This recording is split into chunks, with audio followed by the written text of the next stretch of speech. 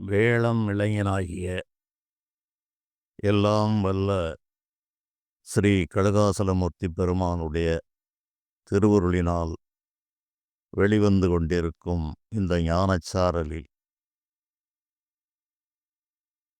பல்வேறு யோக ஞான விஷயங்களை நாம் பார்த்து வருகிறோம்.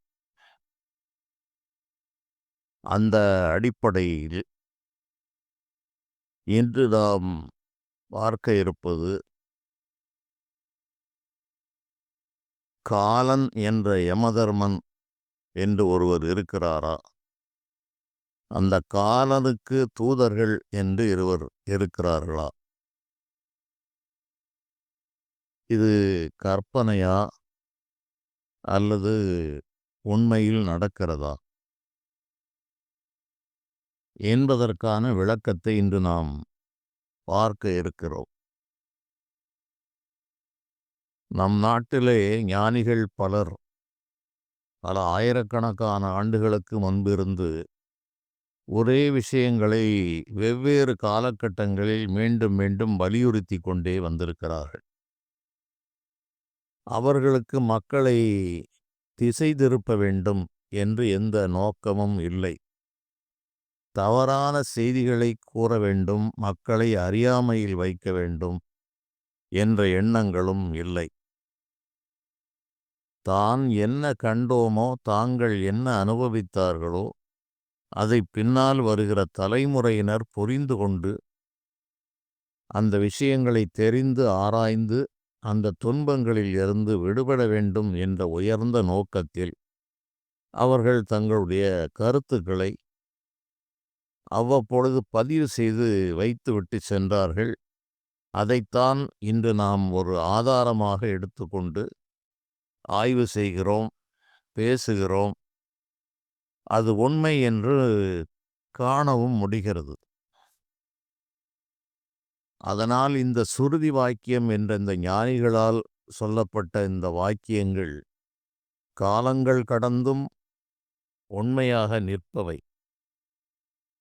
ஆகவே அவர்கள் நடுநிலையோடு கூறிய செய்திகளை நாமும் நடுநிலையோடு ஆராய்ந்து பார்த்தால் பல உண்மைகள் நமக்கு தெரியும். இவை உண்மைதானா அல்லது கற்பனை கலந்த செய்திகளா?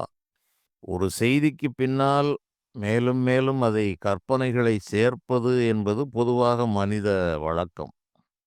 ஒரு செய்தி, ஒரு சம்பவம் ஒரு ஊரில் நடந்திருக்கிறது என்றால் அது 100 பேர் வாய் வழியாக வரும்போது அதிலே பல சேர்க்கைகள் அதிகமாக சேர்ந்து விடுவதும் உண்மைத்தன்மை விடுபட்டு விடுவதும் இன்று பொதுவான ஒரு நிலை. ஆனால் இதிலே நாம் மனிதர்கள் கூறுவதை பெரிதாக எடுத்துக்கொள்ள வேண்டிய அவசியமில்லை. இதை தரிசனம் கண்ட ஞானிகள் அனைவரும் ஒன்றுபோல்தான் கூறியிருக்கிறார்கள். 2000 ஆண்டுகளுக்கு முன்பு வாழ்ந்ததாக கூறப்படுகின்ற வள்ளுவர் பெருமான் ஊற்றம் கொதித்தலும் கைகூடும் நோற்றலின் ஆற்றல் தலைப்பட்டவர்க்கு என்று கூறுகிறார். கூற்றம் கொதித்தல் என்றால் யமதர்மன் கூற்றுவன் என்று யமனுக்கு ஒரு பெயர். கூற்றம் என்றாலும் யமனுக்கு ஒரு பெயர். இந்த மரண காலம் வரும்பொழுது கொதித்து நாம் விளையாடலாம். அது எதனால், எப்படி என்று கேட்டால், வாழ்ந்த காலங்களிலே நாம் செய்த தவப்பயனால் அந்த மரண அச்சம் நமக்கு இல்லாமல் அந்த கூற்றத்தை கொதித்து விளையாடலாம். கூற்றம் கொதித்தலும் கைகூடும் நோற்றலின் ஆற்றல் தலைப்பட்டவர்க்கு என்று அவர் மிகப்பெரிய சிந்தனையாளர். அவர் இதை உறுதி செய்கிறார். பட்டினத்து பெருமான் காலன் வருமுன்னே கண் பஞ்சடையும் முன்னே மேல் விழுந்து உற்றார் அழுமுன்னே ஊரார் சுடுமுன்னே குற்றாலத்தானையே கூறு என்று கூறியிருக்கிறார். ஒவ்வொருவருடைய காலங்களும் வேறு வேறு என்பதை நாம் நினைவில் கொள்ள வேண்டும். காலன் வருவதற்கு முன்பாக, மரணத் தருவாயில் கண்கள் பஞ்சடைத்து போகும் முன்பாக இறுதியாக பாலை ஊற்றுவார்கள். பால் உன் கடைவாய் படுமுன்னே, அது பாலை ஊற்றி அந்த பால் இறங்காமல் போய்விடும், அது கடைவாய் வழியாக வழிந்துவிடும், அப்போது உயிர் போய்விட்டது என்று முடிவு செய்வது வழக்கம். இதுபோன்ற நிலைகளெல்லாம் வருமுன்பு நீ திடமாக தெளிவாக இருக்கும்போதே இறைவனை வணங்கு, குற்றாலத்தானையே கூறு என்று நமக்கு கூறுகிறார். அது தவிர பல்லது கடித்து மீசை படபடவென்றே துடிக்க, கல்லினும் வலிய நெஞ்சம் காட்டியே உருட்டி நோக்கி, யமபடர் எனை அழைக்கின் ஒல்லையில் தாரகாரி ஓம் ஐம் ரீம் வேல் காக்க என்று சண்முக கவசம் எழுதிய பாம்பன் சுவாமிகள் கூறுகிறார். அந்த யமதர்மன் ஒரு மிகுந்த சினத்தோடு வருகிறான் சில நபர்களை எடுப்பதற்கு. ஞானம் பெற்றவர்கள், பக்தியில் சிறந்தவர்கள், நேர்மையானவர்கள், சத்தியம் தவறாதவர்களுக்கு முன்னறிவிப்பு செய்துவிட்டு அந்த உயிரை எடுக்கிறான். இவையெல்லாம் நடைமுறையில் பார்த்தவை, முன்னோர்கள் கூறியவை. அந்த முன்னோர்கள் கூறியவை உண்மையில் நடக்கிறதா என்று பார்த்து தெரிந்து சொல்லக்கூடிய விஷயங்கள். பாபச் செயல்களிலே அதிகமாக ஈடுபட்டு இந்த உலகம் நிரந்தரம் என்று இந்த வாழ்க்கைக்காக பல்வேறு அதர்மங்களை செய்து தர்மங்களை எல்லாம் மீறி எப்படியும் வாழலாம் என்ற குறிக்கோளோடு வாழ்கின்ற நபர்களை யமதர்மன் எடுக்கும்போது அவர்களை அச்சுறுத்தி எடுக்கிறார் என்ற அடிப்படையில் இந்த பாம்பன் சுவாமிகள் பல்லது கடித்து மீசை படபடவென்றே துடிக்க, கல்லினும் வலிய நெஞ்சம் காட்டியே உருட்டி நோக்கி, அந்த யமபடர்கள் என்னை அழைக்கும்போது நீ ஒல்லையில் தாரகாரி, அந்த தாரகாசுரனை அழித்தவர் தாரகாரி என்று முருகப்பெருமானுக்கு ஒரு பெயர். அந்த முருகப்பெருமானுடைய ஓம் ஐம் ரீம் வேல் காக்க என்று இவையெல்லாம் மந்திரங்கள், மிக நுட்பமான மந்திரங்கள். தனி வழியே செல்லும் போது பயமோ மற்ற உணர்ச்சிகளோ ஏற்பட்டால் இந்த ஓம் ஐம் ரீம் வேல் காக்க என்று சொல்லி கொண்டு சென்றால் நிச்சயமாக அந்த துன்பங்களில் இருந்து விலகலாம். இந்த மரணத் தருவாயிலும் இவ்வாறு இறை சிந்தனை அந்த நேரத்தில் வந்துவிடாது. அதனால்தான் காலம் பூராவும் அதற்கான முயற்சிகளை எடுத்து அவ்வப்பொழுது அந்த இறை உணர்வை அப்படியே நாம் பராமரித்து கொண்டு வர வேண்டும். இறுதி நேரத்தில் வா என்றால் வராது. காலம்பூராம் வேறு எதற்கோ உடன்று இந்த உலக வாழ்க்கை நிச்சயம், இங்கு நாம் இருக்கப் போவதும் நிச்சயம் என்று இறை சிந்தனையை எப்போதாவது பொழுதுபோக்கிற்காக எடுத்துக்கொள்வது, மற்ற நேரங்களிலெல்லாம் இந்த உலக வாழ்க்கை உலகச் சந்தையிலேயே உழன்று கொண்டே வாழ்வது என்ற நிலையில் இருந்தால் அவர்களுக்கு இந்த மரண நேரத்தில் பலவிதமான ஆசாபாசங்கள் தான் வருமே தவிர இறை உணர்வு வருவதற்கு வாய்ப்பில்லை. அதற்கு நாம் ஆதி முதலாகவே நாம் பழக்க வேண்டும் இந்த மனதை. அதனால்தான் அந்த காலங்களிலே குழந்தைகளுக்கெல்லாம் இறைவனுடைய பெயர்களை சூட்டினார்கள். நாராயணன், கிருஷ்ணன், சங்கரன், சுவாமிநாதன், முருகன், கந்தன், குமரன் என்றெல்லாம் அவன் பிள்ளை பாசத்திலாவது அந்த நேரத்தில் இந்த இறை நாமங்களை சொல்ல வேண்டும் என்ற அடிப்படையில் அவ்வாறு செய்தார்கள். இன்று அவையும் மாறிப்போய் என்னென்ன லாபமோ வந்திருக்கிறது. ஆகவே இதை பழக்க வேண்டும். அடியார்களெல்லாம் கூட எனக்கு அந்த நேரத்தில் உன்னுடைய நினைவை வரச்சு என்றுதான் மிகப்பெரிய ஞானிகளும் வேண்டுகிறார்கள். ஐயம் தொடர்ந்து வெளியும் செருகி அறிவு அழிந்து மெய்யும் பொய்யாய் விடுகின்ற போது ஒன்று வேண்டுவன் யான், செய்யும் திருவொற்றி ஊர் உடையீர் திருநீருமிட்டு கையும் தொழப்பண்ணி ஐந்தெழுத்து ஓதவும் கற்பியுமே என்றுதான் கேட்கிறார். இறைவனே தடுத்து ஆட்கொண்டு சகல ஞானங்களையும் வழங்கிய பிறகு இந்த பட்டினத்து பெருமான் கேட்பது அவருக்காக அல்ல, நமக்காக. அவர்கள் இறைவனை தரிசித்தவர்கள் மிக கடந்த நிலை பெற்ற ஞானிகள். அவர்கள் பிறப்பு இறப்பு என்ற இரண்டையும் வாழும்போதே கடந்து விட்டவர்கள். பிறப்பு இறப்பு என்பதே ஒரு மாயை என்பது ஒரு நிலைக்கு மேல் சொல்லப்படக்கூடிய விஷயங்கள். அது தற்போது வேண்டாம். அது மிகவும் தலையை குழப்புகிற விஷயமாக மாறிவிடும். இது இந்த அடிப்படையிலேயே தெளிவில்லாத நிலையில் இருக்கும்போது அதை கூறினால் மிகப்பெரிய குழப்பமே மிஞ்சும். ஆகவே அவர்கள் மண்ணிலே வாழ்கின்ற போதே பிறப்பு இறப்பு என்ற பிறவியோடு இரவியற என்று அருணகிரி பெருமான் கூறுகிறார். பிறவியோடு இரவியற நீயும் நானுமாய் ஏகபோகமாய் இறுகும் வகை பரமசுகம் அதனை அருள் இடைமருதில் ஏகநாயகா லோகநாயகா இமையவர் பெருமானே என்று முருகப்பெருமானிடம் வேண்டுதல் வைக்கிறார். அவ்வாறு வேண்டுதல் வைக்கும்போது என்ன கூறுகிறார்கள் என்றால் என்ன கூறுகிறார் என்றால், சாதாரணமாக இவ்வாறு இந்த பிறந்து இறந்து வளர்ந்து வாழ்ந்து செல்வாக்கு செருக்கோடு இருந்து கடைசியில் நோய் வந்து நொடி வந்து படுக்கையில் விழுந்து கனவுதனில் இரதமொடு குதிரை வர நெடிய சுடு காடுவாவனா வீடு போவனா என்றெல்லாம் அவர் மிகப்பெரிய அளவில் இதை விவரித்து கூறியிருப்பார். பாலர்கள் வாலர் சீயனா மாதர் சீயனா இவர்களுக்கு இந்த மலஜலங்கள் படுக்கையிலே செல்லும். அந்த கோழை என்ற சளி அவ்வப்பொழுது வரும். வளவளன உமிழும் அது கொளகொளன உருகி விழ நாடி ஊனலாம் வாடி வாடி ஊனலாம் நாடி பேதமாய் மனையவள் மனம் பேரா என்று கூறுகிறார். மனைவியாக இருந்தாலும் மனம் சலித்துவிடும். இப்படி இந்த உடம்பு என்பது மிகப்பெரிய ஒரு அடிப்படை சக்தியாக நாம் நினைத்து கொண்டிருந்தாலும் அது நன்றாக இருக்கும் வரைதான் அந்த உடலுக்கு மதிப்பு மரியாதை கவர்ச்சி. இந்த அனித்திய உடம்பைத்தான் மனிதர்கள் இதை வைத்தே மையமாக வைத்துத்தான் இந்த உலக வாழ்க்கை நடத்துகிறார்கள். இது இளமை சில காலம், வலிமை சில காலம், அந்த பொலிவு பிரகாசம் அந்த அழகு பேரழகு கவர்ச்சி என்பதெல்லாம் சில காலம். காலம் கடந்தால் அனைத்தும் போய் அதே உடல் வெறுப்புக்கிடமாக மாறிவிடும்.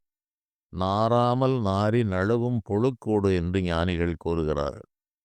அது மிகுந்த துர்க்கந்தத்தை ஏற்படுத்தி மனிதர்களுக்கு வெறுப்பை ஏற்படுத்தி இந்த உடம்பு போகிறது. அது சிலருக்கு சிலருக்கு சடுதி மரணங்கள் ஏற்பட்டு அப்படியே சின்ன பின்னமாகி போகிறது. இப்படி இந்த மரணங்களில் பல நிலைகள் இருக்கிறது. அவையெல்லாம் அவர்களுடைய வினைப்பயனை பொறுத்து இந்த உடலை ஒன்று சேர்ப்பது இறைவன்.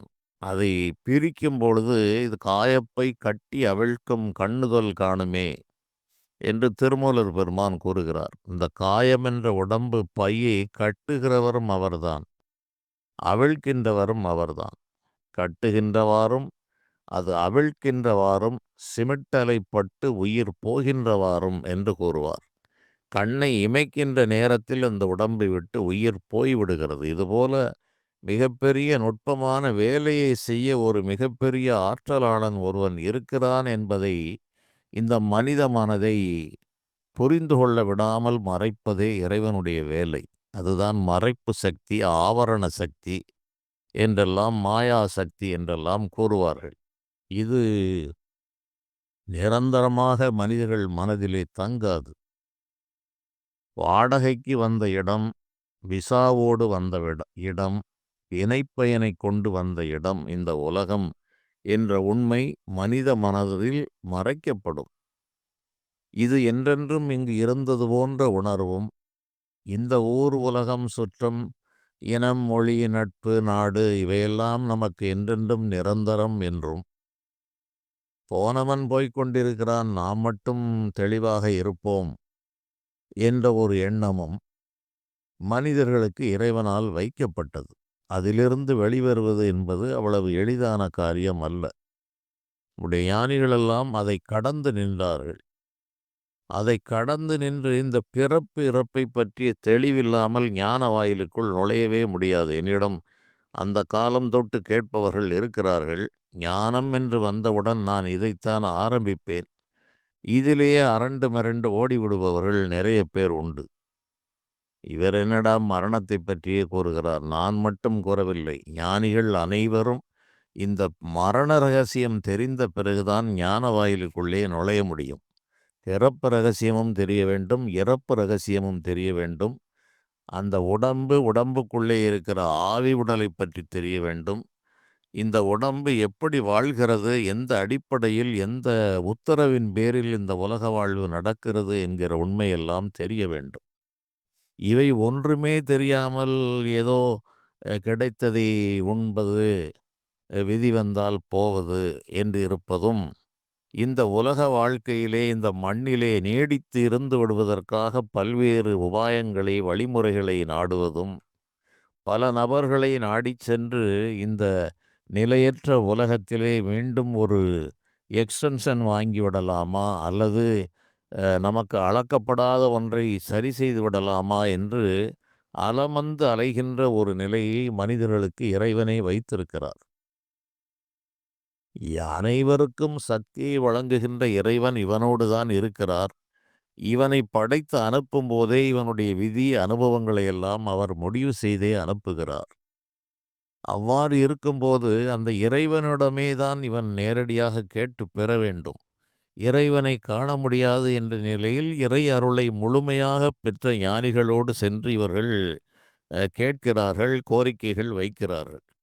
அந்த ஞானிகளும் அனைவருடைய கோரிக்கைகளையும் ஏற்று உடனடியாக அவர்களுக்கு தீர்வு தந்துவிட முடியாது. அவர்கள் பார்ப்பார்கள், இவனுக்கு தீரும் காலம் இருக்கிறதா என்றால் அதற்கு தக்க வழிமுறைகளை அவர்கள் சொல்வார்கள். அல்லாவிட்டால் அதற்கு பிரதிகாரம் என்று இதை நான் ஒரு தொடரிலே கூறியிருப்பேன். பரிகாரம் என்பது பிரதிகாரம் என்பதுதான் பரிகாரம் என்று வந்தது. ஒரு செயலுக்கு பதில் வேறு ஒரு செயலை செய்து அதனுடைய வேகத்தை தணிப்பது. அதுபோல் அவர்கள் ஏதேனும் சில ஆலயங்களுக்கு செல்லுங்கள், இது போன்ற தான தர்மங்களை செய்யுங்கள், ஏழை எளியவர்களுக்கு உதவுங்கள், இதற்கு இது தீர்வு என்று அவர்கள் தங்களுடைய ஞான திருஷ்டியால் சில வழிமுறைகளை கூறுகிறார்கள். அவர்களும் தாங்கள் வாழ்ந்த காலத்தில் அனைவருடைய பிரச்சனையையும் சரி செய்து விட்டார்கள் என்று எங்குமே கூறப்படவில்லை. அதற்கும் ஒரு எல்லைகளை இறைவன் வகுத்திருக்கிறார். அதுபோல இந்த யமதர்மன் உண்டா இல்லையா என்பதிலே இந்த அடியார்கள் இவ்வாறெல்லாம் கூறியிருக்கிறார்கள். அருணகிரி பெருமான் என்ன கூறுகிறார் என்றால், காலன் எனை அணுகாமல் உனது இரு காலில் வழிபட அருள்வாயே என்று கூறுகிறார். முருகப்பெருமானை நேரடியாக தரிசனம் செய்தவர். அவ்வாறு தரிசனம் செய்தவர், காலன் எனை அணுகாமல் உனது இரு காலில் வழிபட அருள்வாயே, உன்னுடைய காலில் வழிபட்டால் காலன் எனக்கு வரமாட்டான் என்று கூறுகிறார். இவையெல்லாம் அவர்களுக்கு கூறிக்கொண்டதல்ல. முருகப்பெருமானையே நேரில் தரிசனம் செய்த அருணகிரிநாதருக்கு மரணம் என்பது அவருக்கு தெரியாமலெல்லாம் வந்துவிடாது. அதனால் இவையெல்லாம் நமக்கு தெரிய வேண்டும். மானிட வர்க்கங்கள் இதை தெரிந்து கொள்ள வேண்டும் என்றுதான் அவர் இந்த பாடல்களை ஞானிகள் அனைவருமே அவ்வாறு தான் கோரினார்கள். பட்டிக்கடாவில் வரும் அந்தகா உனை பாரறிய வெட்டி புறங்கண்டால் அல்லாது விடேன், வெய்ய சூரனை வெட்டி பொருத செவ்வேள் பெருமான் திருமுன்பு நின்றேன், கட்டி புறப்படடா சக்திவாள் என்றன் கையதுவே என்பது கந்தர் அலங்காரத்தில் அருணகிரிநாதர் கூறுகிறார். பட்டிக்கடாவில் கருத்த எருமையிலே ஏறி வருகின்ற அந்தகா உனை வெட்டி புறங்கண்டால் அல்லாது விடேன், உன்னையே நான் வெட்டி சாய்ப்பேன். எதனால் என்றால், வலிய அசுரர்களை வென்று அவர்களுடைய உதிரத்தை வேலிலே தாங்கி இருக்கின்ற அந்த முருகப்பெருமானுடைய சக்தி வேல் என்னுடைய கையில் இருக்கிறது, சக்தி வாழ் என்றன் கையதுவே என்று கூறுகிறார். அந்த வேல் என்ற ஞானம் இருக்கிற காரணத்தால் காலன் என்கிற அறியாமை இருள் மறைந்து போய்விடும். நீ உன்னுடைய ஆயுதங்களை கட்டிக்கொண்டு புறப்படடா என்று யமதர்மனுக்கு உத்தரவை போடுகிறார். இவையெல்லாம் நமக்காக சொல்லப்பட்ட பாடங்கள். இவற்றிலிருந்து நாம் தெரிந்து கொள்ள வேண்டும். ஏதோ கந்தர் அலங்காரத்தை படித்தால் அதனால் நமக்கு தெளிவு, பொருள் அறிந்து தெரிந்து நாம் பயன்படுத்த வேண்டும் என்றுதான் கூறினார்களே தவிர, அதை காலம்பூராம் வெறும் மனப்பாடம் செய்து கொண்டிருப்பதால் எந்த பயனும் இல்லை. எந்த ஞானிகளுடைய பாடல்களையும் படித்து பொருள் அறிந்து அதன் பாதையிலே நாம் நடந்தால் அந்த பயனை அடைய முடியும். சமையல் கட்டிலே 5 பெட்டி என்று வைத்திருப்பார்கள். பல மசாலா பொருள்கள், மிளகு, கடுகு, சீரகம், வெந்தயம் எல்லாம் இருக்கும். அதை எப்போதும் பார்த்து கொண்டே இருந்தால் சமையல் நடக்காது. இருக்கிற பொருள்களை வைத்து இவன் சமைக்க முற்பட வேண்டும். அதுபோல ஞானிகளுடைய பாடல்கள் தேவாரமானாலும், திருவாசகமானாலும், சித்தர்கள் பாடல்களானாலும், அதை படித்து அதனுடைய பொருளை அறிந்து இவர்கள் அந்த பாதையில் நடக்கத் துவங்கினாலன்றி அதனுடைய பயனை பெற முடியாது. ஆகவே காலன் இருக்கிறானா இல்லையா என்பதை ஞானிகள் பல இடங்களிலே அவர்கள் தெளிவாக கூறியிருக்கிறார்கள்.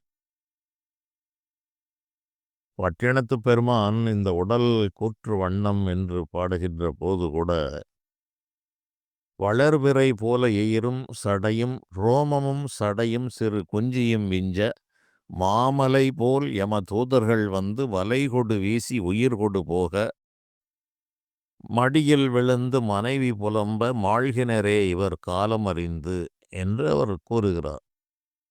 வந்திளமைந்தர் குனிந்து சுமந்து கடுகி நடந்து சுடலையடைந்து, மானிட வாழ்வென வாழ்வென நொந்து விறகிடை மூடி அழல் கொண்டு போட, வெந்து விழுந்து முறிந்து நிணங்கள் உருகி எலும்பு கருகி அடங்கி ஓர்பிடி நீரும் இல்லாத உடம்பை நம்பும் அடியேனை இனி ஆளுமே என்று மிகப்பெரிய ஒரு ஞான தத்துவத்தை ஒரு 10 வரிகளிலே அவர் கூறியிருக்கிறார்.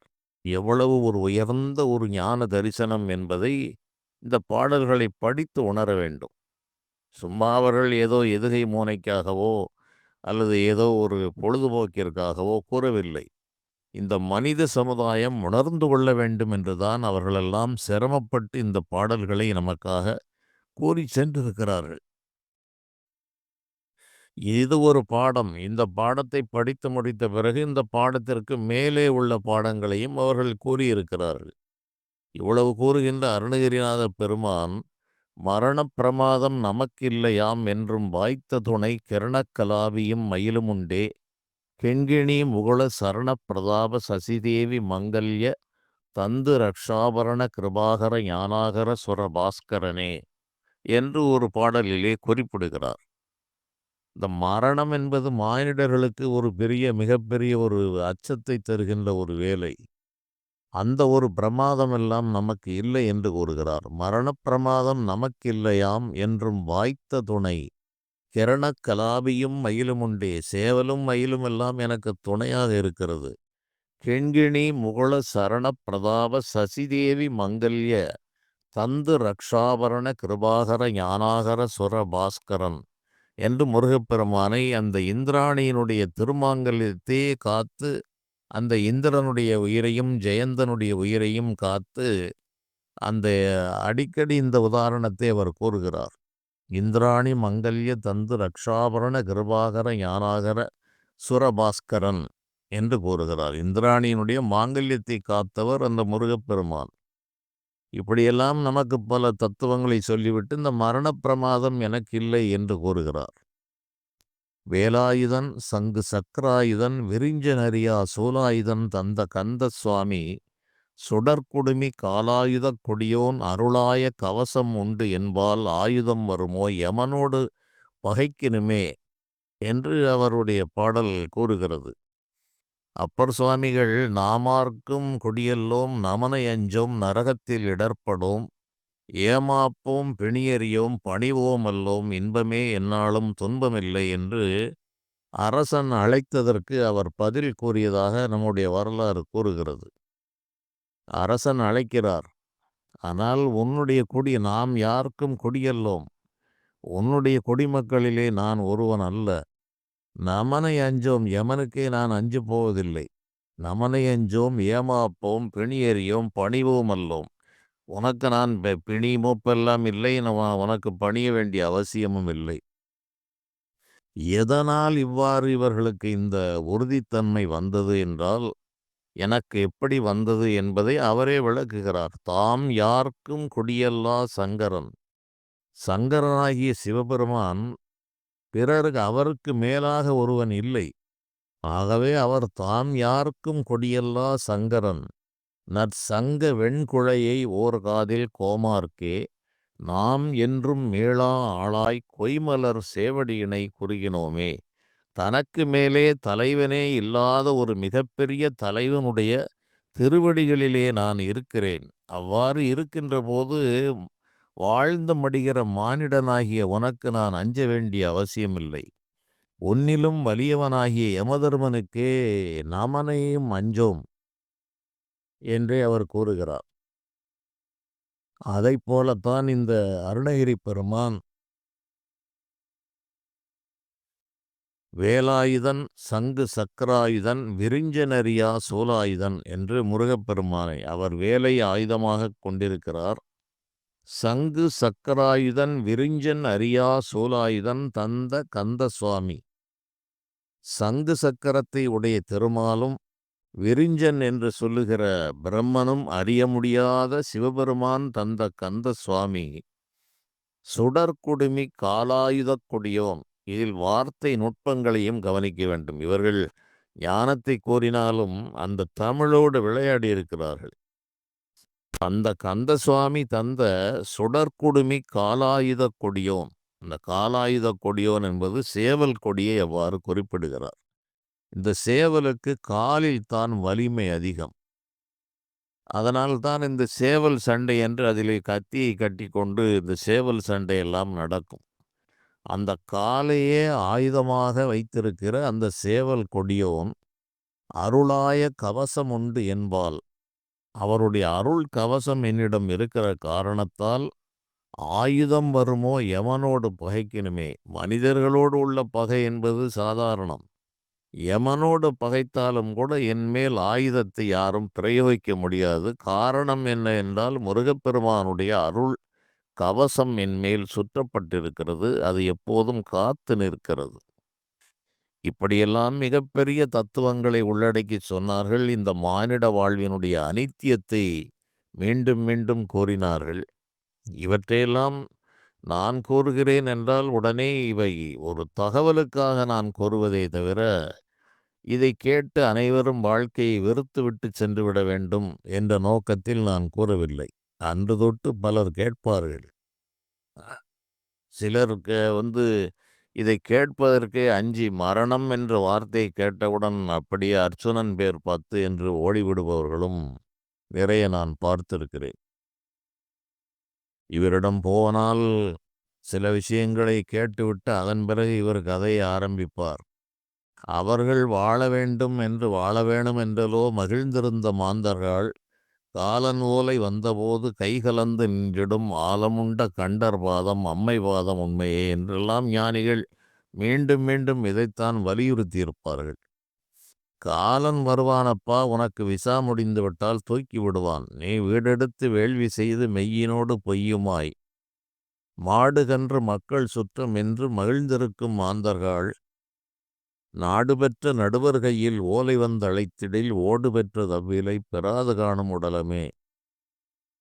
மிகப்பெரிய இடத்தில் 1/2 ஏக்கர் நிலத்தில் வீடெடுத்து வேள்வி செய்து அதற்கு பூமி பூஜை போட்டேன். அதற்கு பிறகு வீடு கட்டிய பிறன் பல பூஜைகளை செய்து இவர்கள் சொந்த பந்தம் சுற்றம் சூழ பாயெல்லாம் புன்னகையாக பட்டு பரிவட்டங்களெல்லாம் கட்டி நகைகளை அணிந்து இவைகளெல்லாம் பார்ப்பேன். நான் இளம் வயதிலே பார்க்கின்ற போது இந்த திருமண வீடுகள் இது போன்ற விழாக்களிலே மக்கள் மகிழ்ந்து தங்களை மறந்து அலைவதை நான் ஒரு சாட்சியாக பார்ப்பேன்.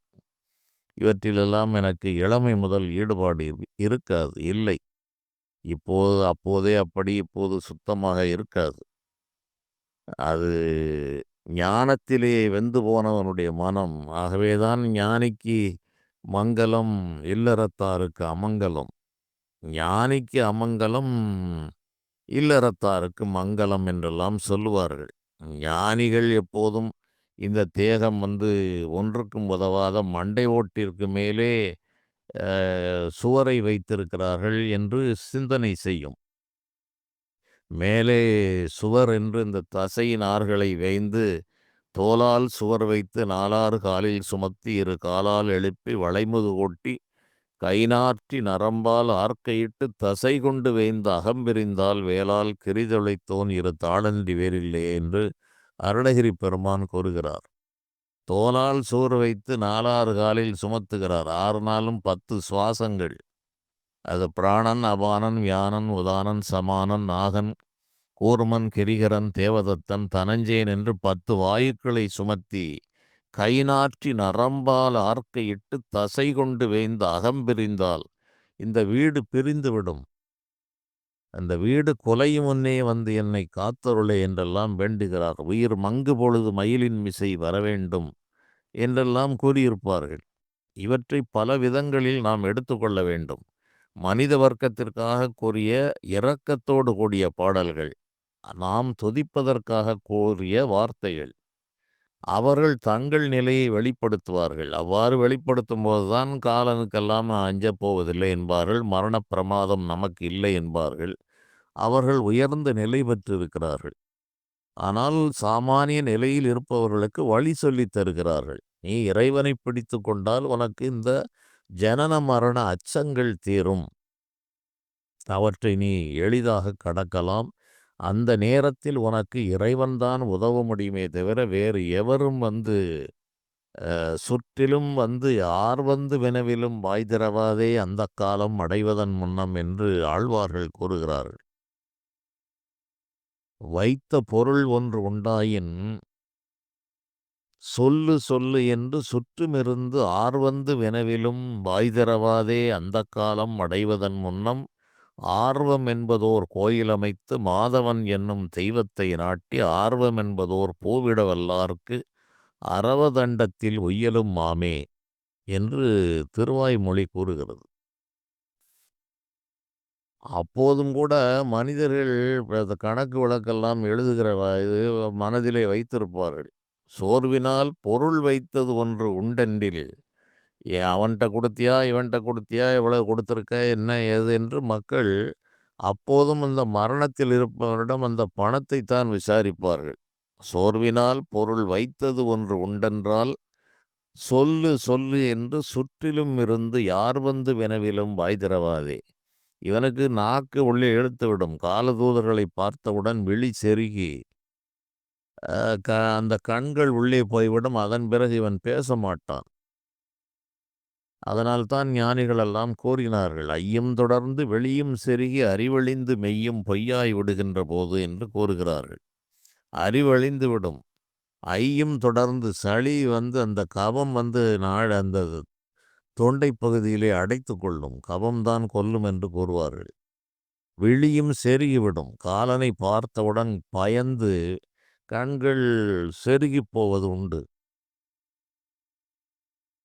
அப்படி ஐயும் தொடர்ந்து வெளியும் செருகி அப்படி இந்த சோர்வினால் பொருள் வைத்தது உண்டு என்று கேட்டு சொல்லும்போது யார் வந்து வினவிலும் வாய் திறவாதே அந்த காலம் அடைவதன் முன்னம் அப்படி ஒரு நிலை மரண நிலை வருவதற்கு முன்பாகவே ஆர்வம் என்ற ஒரு கோயிலை அமைத்து மாதவனாகிய அந்த ஸ்ரீமன் நாராயணனை மனதிலே நீ கோயிலாக கொண்டு நீ வழிபட்டு வந்தால் அரவதண்டத்தில் ஒய்யலுமாமே.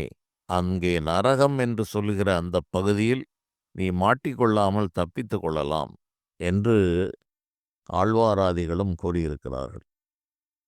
இப்படி இந்த காலன் இருக்கிறானா இல்லையா என்பதற்கு ஞானிகள் கூறிய பல்வேறு பாடல்களை நான் கூறினேன். இது பாடல்களை கூறியதோடு என்னுடைய வேலை நின்றுவிடவில்லை. என்னுடைய வாழ்நாளிலே இந்த துறையிலேயே ஆதிகாலம் முதல் இந்த பிறவியல்ல பல பிறவிகளில் இந்த சிந்தனையிலே பிறந்து வளர்ந்து ஏதோ ஒரு மனநிலையில் வாழ்ந்து கொண்டிருக்கிற ஒரு மனிதன் நான். ஆகவே நான் என் வாழ்க்கையிலே பார்த்தவைகளெல்லாம் அநேகம். காலதூதர்களை பார்க்க முடியும். இவற்றிற்கெல்லாம் கணக்கில்லாத அனுபவங்கள் இருக்கிறது. அவற்றை நான் வாய்ப்புகள் வரும்போது கூறுகிறேன். சிலர் தைரியமாக கேட்பார்கள், சிலர் கேட்டவுடன் அஞ்சி விடுவார்கள்.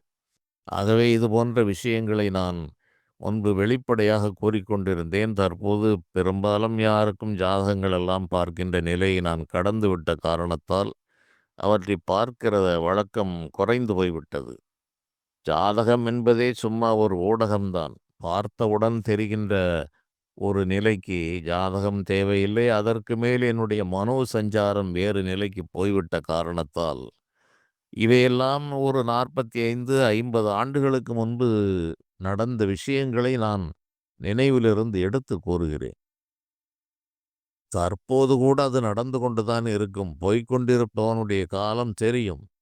அவற்றை கூறுவதில்லை. முன்பு கேட்பார்கள், கூறுவேன். கேட்காவிட்டாலும் போகின்ற நபர்களை உற்று பார்ப்பது, ஊடுருவி பார்ப்பது என்பதுதான் நமக்கு வேலை. அவன் தோளிலே யமன் உட்கார்ந்திருப்பது தெரியும். 1 வருடங்களுக்கு பிறகு மடியப் போகிறவனை அறிந்து கூற முடியும்.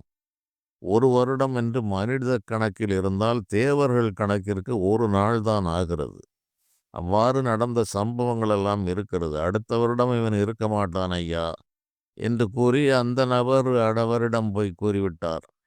அவர் வீட்டிலே கூறி அவர்களெல்லாம் அரண்டு மிரண்டு போய் என்னிடம் கேட்டார்கள். என்ன ஐயா இப்படி கூறிவிட்டீர்களே, அடுத்த வருடம் இதற்கு ஏதேனும் பரிகாரங்கள், வழிமுறைகள் எல்லாம் இருக்கிறதா என்றார்கள். இதற்கெல்லாம் ஒன்றுமில்லை.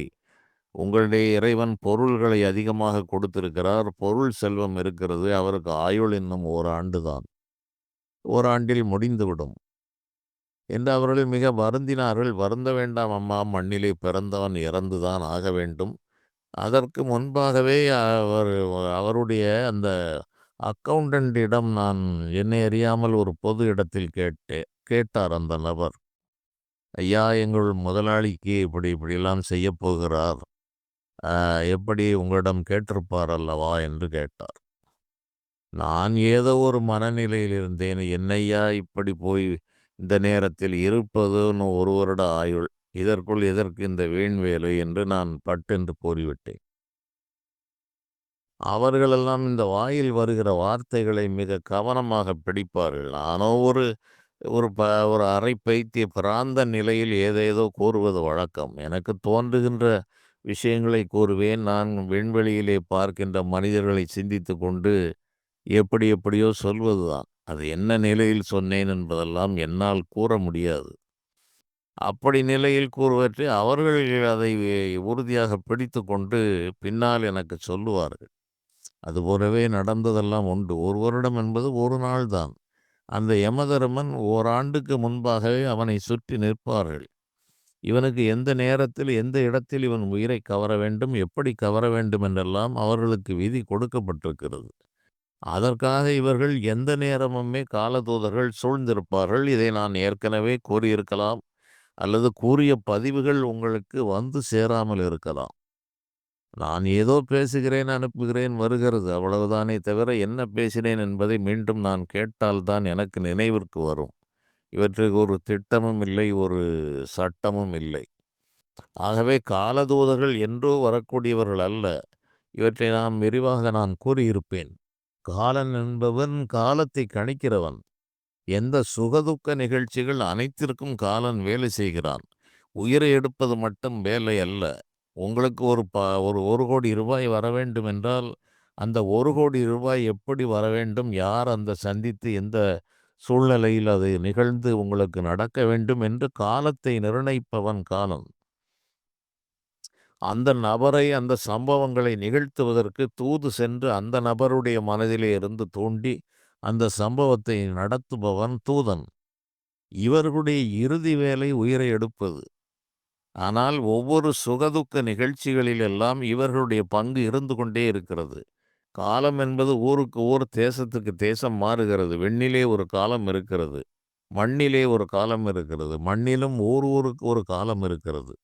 இந்த நொடி பொழுது நாழிகைகளை எல்லாம் கணக்கிடக்கூடிய மிக துல்லியமான ஒரு இன்றைய நிலையில் பார்த்தால் ஒரு கம்ப்யூட்டர் என்று கூறலாம். கம்ப்யூட்டருக்கு சுயமாக சிந்திக்கிற அறிவு இல்லை.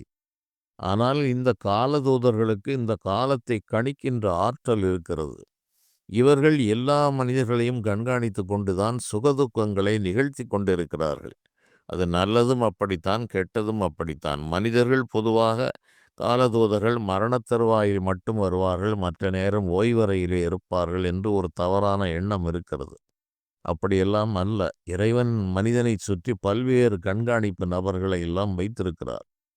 அவர்கள்தான் இவனுடைய மதியிலிருந்து சம்பவங்களை நிகழ்த்துகிறார்கள். அதன் மூலமாகத்தான் இவன் சுகதுக்கத்தை அனுபவிக்கிறான் என்ற அளவில் இந்த காலதூதர்களை பற்றிய இந்த தொடரை நான் நிறைவு செய்கிறேன். அதன் பிறகு இன்னும் வரும்போது இந்த ஆயுளை பற்றி நிறைய குழப்பங்கள் இருக்கிறது. இந்த ஆயுள் என்பது எந்த அடிப்படையில் இருக்கிறது? எப்படி அது ஆயுளை நீடிக்க முடியுமா? அல்லது குறைத்து கொள்ள முடியுமா என்றெல்லாம் பல விஷயங்கள் இருக்கிறது. அடுத்த தொடர்களில் நாம் பார்க்கலாம். நன்றி.